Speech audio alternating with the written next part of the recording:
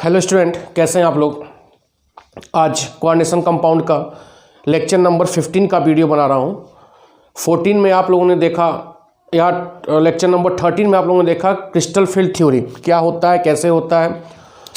फिर lecture number 14 में बताया कि crystal field splitting in octahedral complex, उसमें हम लोगों ने देखा, नोट्स भी आपको दिया। आज हम लोग बात करेंगे क्रिस्टल फील्ड स्प्लिटिंग इन टेट्राहेड्रल कॉम्प्लेक्स। तो कोऑर्डिनेशन नंबर का जो 13 नंबर वीडियो से मैं जो पढ़ा रहा हूँ वो तो 12th क्लास में है ही, नीट में है, जेई में है, साथ साथ बीएससी थर्ड ईयर का भी यह इनऑर्गेनिक का सिलेबस एक चैप्टर आपका चल रहा है। Crystal field theory coordination compound में क्रिस्टल सीएफटी पढ़ाया जाता है, तीसरा नंबर चैप्टर है। तो लेक्चर नंबर 13 से आपको यह सब थर्ड ईयर में पढ़ना है। तो आपको नोट्स भी मिल रहा है, सब कुछ मिल रहा है, ठीक है। तो crystal field splitting in octahedral complex हम लोगों ने देख लिया है। अब हम बात करते हैं क्रिस्टल फील्ड स्प्लिटिंग इन टेट्राहेड्रल कॉम्प्लेक्स, ठीक है। तो अगली जो हेडिंग हम लेंगे, क्रिस्टल फील्ड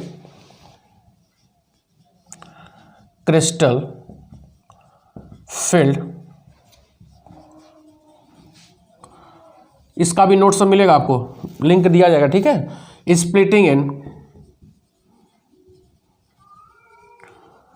टेट्राहेड्रल कॉम्प्लेक्स,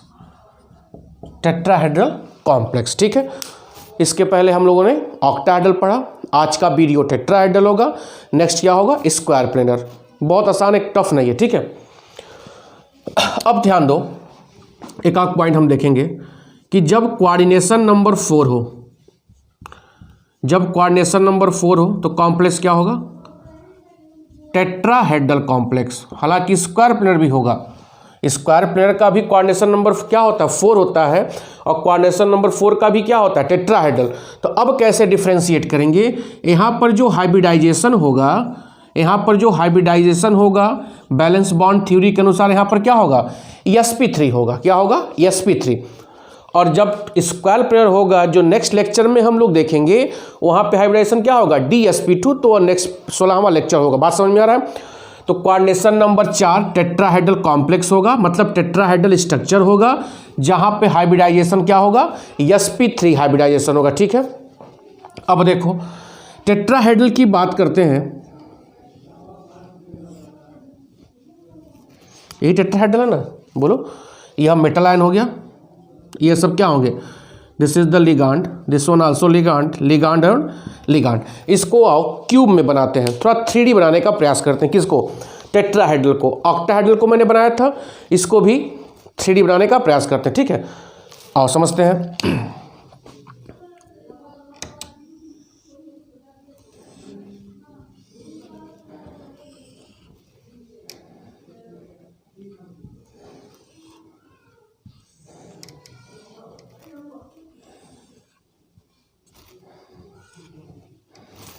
तो साइज बराबर नहीं, एक मिनट बराबर कर दो।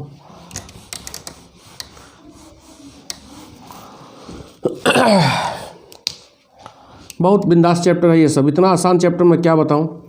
अगर बच्चा थोड़ा सा भी दिमाग लगाए तो without any coaching, without any payment, ही लर्न केमिस्ट्री ईजली, ठीक है। बस पढ़ो यार, तुम लोग चैप्टर का नाम बताओ, वीडियो मैं बनाऊंगा, लेकिन आप बस पढ़ो, फ्री ऑफ कास्ट है, नो पेमेंट, ठीक है। और बीच में हम क्या लेते हैं, मेटल आयन, ठीक है। ध्यान दीजिएगा, ये हो गया मेटल आयन, ठीक है। अब यहां पर एक्सिस ड्रॉ करते हैं, एक्स एक्सिस, ठीक है। This one is y axis and this one is z axis, ठीक है। क्यूब में बना रहे हैं, रेड वाला क्यूब है, बीच में मेटल आयन हो गया, ये x एक्सिस, y एक्सिस और z एक्सिस, ठीक है। अब लिगांड रखने की बात आती है। लिगांड हम रख रहे हैं अल्टरनेट, जैसे 8 क्यूब होता है ना, किसी भी 8 एक क्यूब में 8 कॉर्नर होते हैं, तो हर एक कॉर्नर को छोड़कर आप टेट्राहेड्रल स्ट्रक्चर में आप लिगांड रखोगे। यह रिप्रेजेंट करेगा किसको, लिगांड को। एक ये डॉटेड लाइन है, ठीक है, एक, दो, ठीक है, इसको छोड़ के यहाँ पर तीन और यहाँ पर ले लो चार, ठीक है। यह सब क्या हो गया, लिगांड हो गया। अब थोड़ा ध्यान देना, इस स्ट्रक्चर को आप मेटल आयन यहाँ समझो, यह वाला लिगांड ऐसे समझो, और यह तीन लिगांड इस तरफ। देखो इस मेटल आयन को आप यहाँ बीच में कंसीडर कर रहे हो, इस वाले बॉन्ड को आप यह कंसीडर करो, ठीक है, और नीचे तीन, एक दो तीन।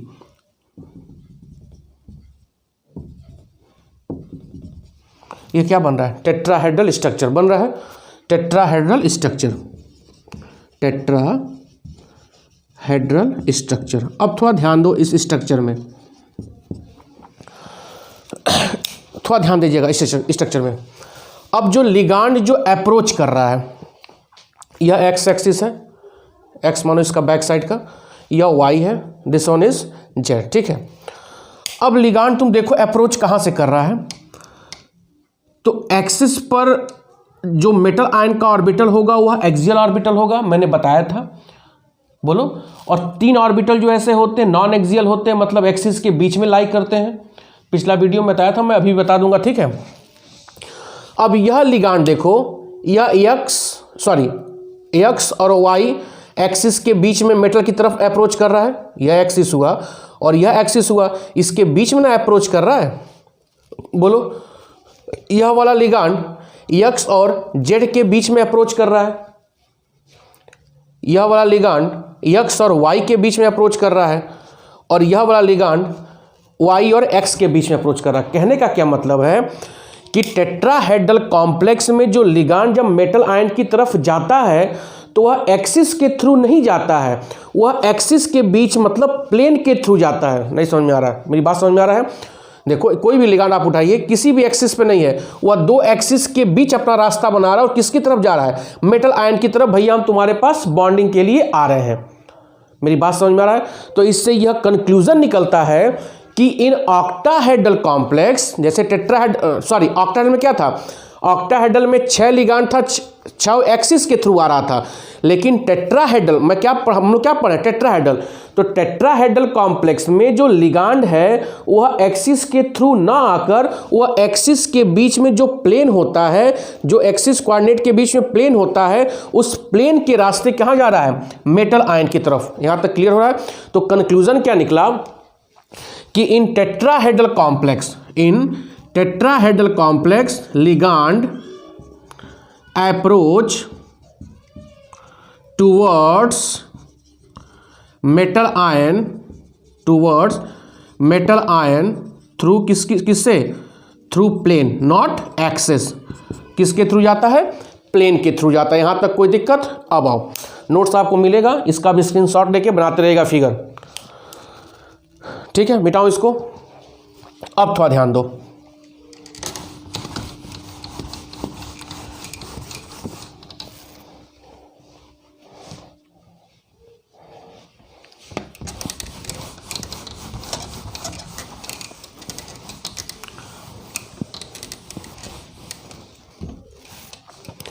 अब क्या है, आप जान ही रहे हो, जब मेटल आयन फ्री स्टेट में होगा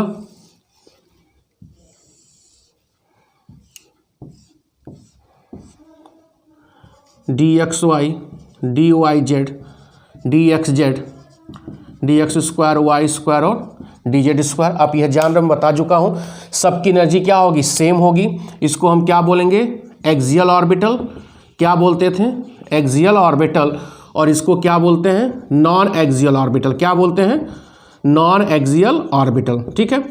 अब फिर आपको यह बताया गया है, अभी बताया हूं कि टेट्राहेड्रल कॉम्प्लेक्स में इसी के रास्ते आएगा, प्लेन के रास्ते आएगा। तो जब प्लेन के रास्ते आएगा तो कौन सा ऑर्बिटल रास्ते मिलेगा? यह तीनों ऑर्बिटल मिलेंगे। और जब यह तीनों ऑर्बिटल मिलेंगे तो लिगांड के इलेक्ट्रॉन और इन ऑर्बिटलों में उपस्थित इलेक्ट्रॉन के बीच में ज़्यादा रिपल्सन होगा, तो यह छटक के ऊपर चला जाएगा, यह छटक के नीचे आ जाएगा। मतलब जस्ट रिवर्स इन ऑक्ट्राहेड्रल स्प्लिटिंग। ठीक है, तो कहने का क्या मतलब है, दिस ऑर्बिटल फील, यह तीनों ऑर्बिटल क्या feel, experience more repulsion, and this feel less repulsion. समझ में आ रहा है? और ऑक्टाहेड्रल में क्या था, यह ज़्यादा रिपल्सन फील कर रहा था। क्यों? क्योंकि ऑक्टाहेड्रल में एक्सिस के थ्रू अप्रोच कर रहे थे, और टेट्राहेड्रल में यह तीनों ज़्यादा रिपल्सन फील करेंगे। क्यों? क्योंकि वह एक्सिस के थ्रू लिगांड अप्रोच नहीं कर रहे हैं। बात समझ में आ रहा है? अब देखो, इन तीनों को हम यहाँ पर बोलेंगे T2, नॉट G नहीं लगाएंगे, क्या बोलेंगे, T2 बोलेंगे, और इन दोनों को बोलेंगे E।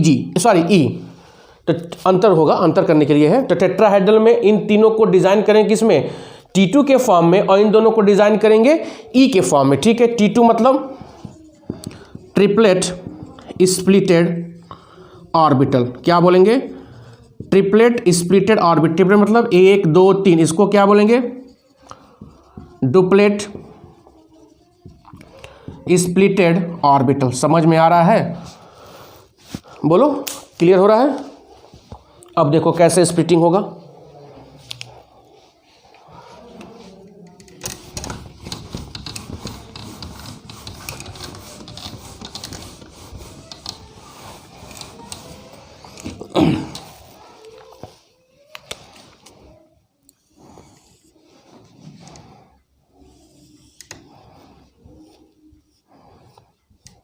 पांच कमरा बना लिया करिए, dxy, dyz, dxz, dx square, y square और dz स्क्वायर। इसको क्या बोलेंगे, डीजनरेट ऑर्बिटल। यार ये सब बताया गया है, डीजनरेट ऑर्बिटल। ठीक है, अब यहाँ पर एनर्जी इन पांचों की क्या होती है, average energy of these orbital high हो जाती है।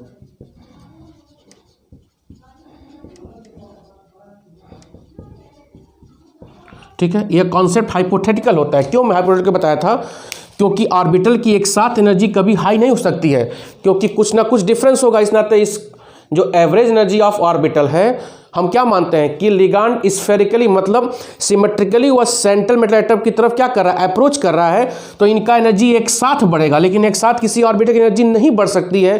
जिस नाते इसको कॉन्सेप्ट क्या मान लेते हैं, हाइपोथेटिकल कॉन्सेप्ट। ठीक है, अब देखो यह लाइन क्या था,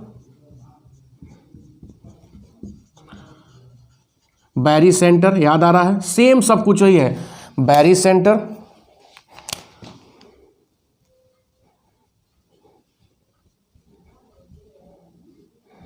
ऊपर कौन जाएगा, हायर एनर्जी कौन होगा, बोलो, हायर एनर्जी यह तीनों होंगे। क्यों?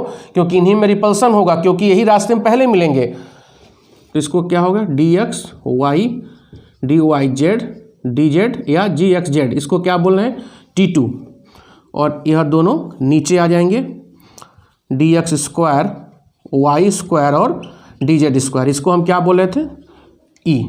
ठीक है, E बोल रहे हैं। अब देखो यह एनर्जी किसके बराबर होगी, 10 dq, या इसको कैसे लिखेंगे, delta T, splitting in tetrahedral complex. T stand for tetrahedral complex, और D मतलब होता है डिफरेंशियल, Q मतलब होता है quanta. 10 dq, 10 differential quanta, 10 differential quanta. ठीक है, अब क्या होता था, यह ऊपर होता था तो 0.6 होता था, यह नीचे होता था तो माइनस होता था, याद आ रहा ऑक्टाहेड्रल में। जस्ट अब रिवर्स हो जाएगा, यहाँ पर क्या होगा, 0.4 डेल्टा टी, इसको क्या बोलेंगे, या तो 4 dq, और ये क्या हो जाएगा, माइनस 0.6 डेल्टा क्यू या -6 dq। क्यों? क्योंकि बोला गया था delta t is equal to 10 dq। Clear हो रहा है? और यहाँ इज इक्वल टू क्या मानेंगे हम, इज इक्वल टू 0। समझ में आ रहा है? अब क्या होता है, इलेक्ट्रॉन चाहता है कि हम लोअर एनर्जी ऑर्बिटल में आए, तो इस 0 माइनस इतना करेंगे, क्या होता था बताओ, याद आ रहा है, इलेक्ट्रॉन क्या चाहता है, electron tends to enter into lower energy orbital, इसी में ना था लोअर एनर्जी ऑर्बिटल। तो जीरो लोअर मतलब क्या, यह एक क्राइटेरिया हो गया, zero minus -6 is equal to -6 dq, ठीक है। तो यह क्या होगा, इस कंडीशन में स्टेबल होगा, इस कंडीशन में स्टेबल होगा। इसी को हम बोल रहे थे crystal field stabilising energy, crystal field stabilising energy. बोलो, मैंने कहा था ना पहले इलेक्ट्रॉन किस में आएगा, लोअर एनर्जी ऑर्बिटल में आएगा। जब इसमें भर जाएगा तब क्या जाएगा, हाई एनर्जी ऑर्बिटल में। तो लोअर एनर्जी ऑर्बिटल में इलेक्ट्रॉन भरने के लिए जो भी ऊर्जा है उसको क्या बोलेंगे, क्रिस्टल फील्ड स्टेबलाइजिंग एनर्जी। यही हमको कैलकुलेट करना है, जैसे ऑक्टाहेड्रल में कैलकुलेट करते थे उसी तरह हम किस में कैलकुलेट करेंगे, टेट्राहेड्रल में, ठीक है। अब समझो, जो ऑक्टाहेड्रल स्प्लिटिंग होती है और दूसरा क्या है, टेट्राहेड्रल। जैसे मान लो ये देखो,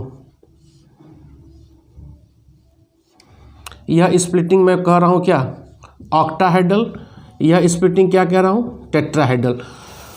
तो कहने का क्या मतलब है, मैं ये कह रहा हूँ कि ऑक्टाहेड्रल स्प्लिटिंग ज़्यादा होती है, magnitude of octahedral splitting is more than magnitude of tetrahedral splitting. देखो यह स्प्लिटिंग इतना हो रहा है, यह स्प्लिटिंग इतना हो रहा है, क्यों ऐसा होता है, इसके दो रीज़न है। सवाल पूछ सकता है कि टेट्राहेड्रल स्प्लिटिंग को हम कम मानते हैं या कम होता है in comparison to octahedral splitting. तो इसके दो आंसर हो सकते हैं। पहला क्या है, टेट्राहेड्रल में स्प्लिटिंग क्यों कम होती है, क्योंकि नंबर ऑफ लिगांड्स कम होते हैं। अरे 4 लिगांड होते हैं और ऑक्टाहेड्रल में 6 लिगांड होते हैं। तो जब 4 लिगांड होंगे तो रिपल्सन कम होगा, रिपल्सन कम होगा तो स्प्लिटिंग भी क्या होगी, कम होगी।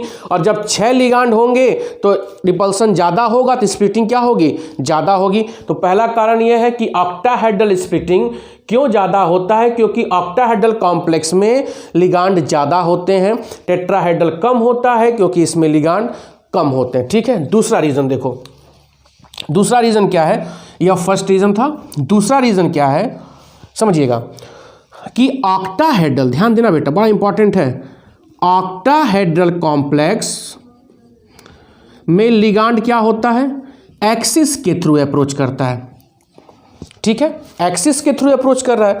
तो जैसे मान लो यह मेटल का ऑर्बिटल है, एक्सिस पर लाई कर रहा है, तो इसी एक्सिस पर लिगांड का भी ऑर्बिटल आएगा, क्योंकि एक्सिस के थ्रू अप्रोच कर रहा है ना। तो एक्सिस के थ्रू जब अप्रोच करेगा तो यहाँ पर एक प्रॉपर इन दोनों के बीच में रिपल्सन होने की संभावना ज़्यादा है, क्योंकि एक्स एक्सिस पे हो सकता है, वाई एक्सिस पे हो सकता है, जेड एक्सिस पे हो सकता है। लेकिन टेट्राहेड्रल में क्या बोला जा रहा है कि प्लेन के थ्रू अप्रोच करता है। अब जैसे मान लो यह मेटल का ऑर्बिटल इस एक्सिस पर है, तो अगर एक्सिस के थ्रू नहीं आएगा तो मान लीजिए यहाँ इस प्लेन के रास्ते आ रहा है, तो यहाँ पर एक प्रॉपर रिपल्सन इनके बीच में नहीं हो पाएगा। नहीं आंसर समझ में आ रहा है। मैं क्या कह रहा हूँ कि ऑक्टाहेड्रल में एक प्रॉपर ऑर्बिटल आमने सामने आते हैं, क्यों, क्योंकि एक्सिस के थ्रू आ रहे हैं, किसमें, ऑक्टाहेड्रल में। टेट्राहेड्रल में तो भैया प्लेन के थ्रू आ रहे हैं। तो मान लीजिए एक्सियल ऑर्बिटल से कोई मतलब नहीं है। अब मान लो ऑर्बिटल एक्स वाई प्लेन में है, ठीक है। अब एक्स वाई प्लेन में है तो एक्स वाई प्लेन में तो सामने से आएगा तो रिपल्सन बढ़िया होगा, लेकिन मान लो इधर से आएगा तो रिपल्सन ना बढ़िया होगा, इधर से आएगा तो रिपल्सन बढ़िया नहीं ना होगा, क्योंकि प्लेन में तो बहुत सारे स्पेस होते हैं। देखो जैसे मान लो यही है एक्स वाई प्लेन, ठीक है। अब यह एक्स वाई प्लेन में मेटल का ऑर्बिटल है। अब लिगांड का ऑर्बिटल एक्स वाई प्लेन में आएगा तो लिगांड का ऑर्बिटल है सामने थोड़ी ना आएगा, सामने भी आ सकता है, थोड़ा सा इधर से भी आ सकता है, थोड़ा इधर से भी आ सकता है। तो अगर सामने से आएगा तो रिपल्सन अच्छा हो गया, अगर सामने से अप्रोच नहीं कर पाए तो रिपल्सन थोड़ा सा कम होगा, तो रिपल्सन कम होगा तो स्प्लिटिंग भी कम होगी। यही कारण है कि टेट्राहेड्रल स्प्लिटिंग कम होती है और ऑक्टाहेड्रल स्प्लिटिंग क्या होती है, ज़्यादा होती है। क्लियर हो रहा है, बोलो क्लियर है। ये सब नोट्स आपको मिल जाएगा, कॉन्सेप्ट बनाइए, मिटा रहा हूँ मैं। अब देखो वही इलेक्ट्रॉन फिलिंग करना है, सब आपको पता है। देखो T2G लिख भी सकते हैं, नहीं भी लिख सकते हैं, समझ में आ रहा है। बुक T2 लिखता तो हम भी T2G लिख सकते हैं, EG भी लिख सकते हैं, कोई इसमें हैप्पी बर्थडे करने की जरूरत नहीं है, सब नॉर्मल है, ठीक है। नोट्स में मैं T2G लिखा हूँ, कन्फ्यूज़न ना हो जाइए, कन्फ्यूज ना हो जाइएगा। जी हटा दो, कोई दिक्कत नहीं है, जी रहेगा तो भी कोई दिक्कत नहीं है। अब देखो कैसे क्रिस्टल स्टेबलाइजिंग एनर्जी कैलकुलेट करते हैं। सब कुछ वही है यार, -6p + 4q, इसको ऐसे ले लो 0 - -6q। 0 मतलब E = जो 0 था, याद आ रहा है। देखो अब अगर D1 है तो क्या होगा, 0 - 6 1 + 4 × 0। P क्या था, number of electron present in Eg, और यहाँ क्या होगा T2g। समझ में कुछ आ रहा है, पुराना वाला ही कॉन्सेप्ट है। देखो मैं फिर एक बार एक कैलकुलेट कर दे रहा हूँ, सब दिखा दे रहा हूँ मैं कैसे कैलकुलेट होगा। 6 × P + 4 × Q = 0 - ठीक है।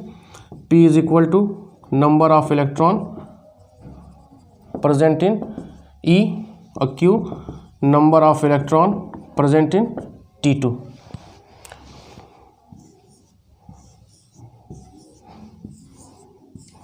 यह E हो गया, यह क्या हो गया T2 हो गया। अगर D1 होगा तो एक इलेक्ट्रॉन, CFC क्या होगा 0 - -6 × 1 इलेक्ट्रॉन + 4 × 0।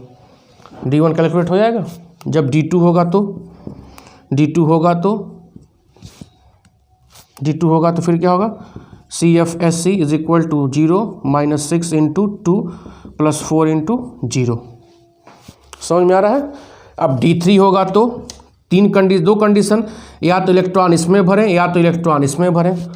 याद आ रहा है टर्नल, तो इसमें भरोगे इलेक्ट्रॉन तो CFC क्या होगा 0 - -6 × 3 + 4 × 0 निकल जाएगा, ठीक है।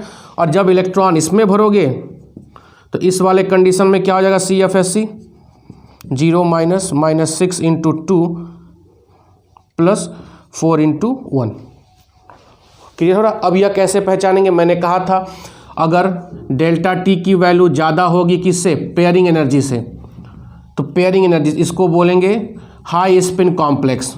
हाई स्पिन कॉम्प्लेक्स तब पेयरिंग नहीं होगा। और अगर डेल्टा टी की वैल्यू P से क्या मतलब P से कम होगा तो इसको क्या बोलेंगे, लो स्पिन कॉम्प्लेक्स, ठीक है। तो यह लिगांड से पहचानेंगे कौन लिगांड हाई स्पिन बनाएगा, कौन लिगांड लो स्पिन बनाएगा। क्लियर हो रहा है। सेम वही वाला है ऑक्टाहेड्रल कॉम्प्लेक्स वाला स्प्लिटिंग, सेम वही हो रहा है। क्लियर। जब हाई स्पिन कॉम्प्लेक्स रहेगा तो 1 2 3 4 5 6 6 7 8 9 10 हाई स्पिन कॉम्प्लेक्स हो तब ऐसे भरेगा। और जब लो स्पिन कॉम्प्लेक्स होगा, देखो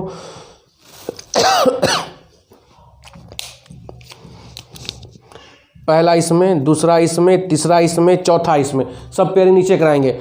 5वां 6वां 7वां 8वां 9वां 10वां, मतलब पेयरिंग ज़्यादा होगा तब जाके हम हायर में जाएंगे। और इसमें क्या है, पहले लोअर एक एक भरो फिर हायर में जाओ तब जाके पेयरिंग कराओ।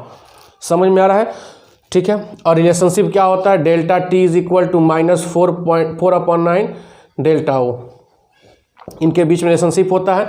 माइनस साइन क्या इंडिकेट कर रहा है कि ऑक्टाहेड्रल में dxy² और dz² ऊपर होते हैं और यह तीनों क्या होते हैं, नीचे होते हैं। किसमें, ऑक्टाहेड्रल में। लेकिन टेट्राहेड्रल में जस्ट रिवर्स हो जाते हैं, यह तीनों ऊपर चले जाते हैं और यह दोनों नीचे आ जाते हैं। तो जस्ट रिवर्स हो जा रहा है, इस नाते क्या लगा रहे हैं, माइनस साइन लगा रहे हैं, ठीक है। यह सब नोट्स में आपको मिल जाएगा। यह आज का टेट्राहेड्रल स्प्लिटिंग समाप्त हुआ। अब नेक्स्ट टर्न पे स्क्वायर प्लेनर, यह BSc थर्ड ईयर का सबसे महत्वपूर्ण टॉपिक है जो एग्जाम में आता है। तो प्लीज़ इसको सबको शेयर करिए, कमेंट करिए, क्वेश्चन पूछिए और लोगों को दे दीजिए, सबका भला हो, ठीक है। बहुत बहुत धन्यवाद, थैंक यू।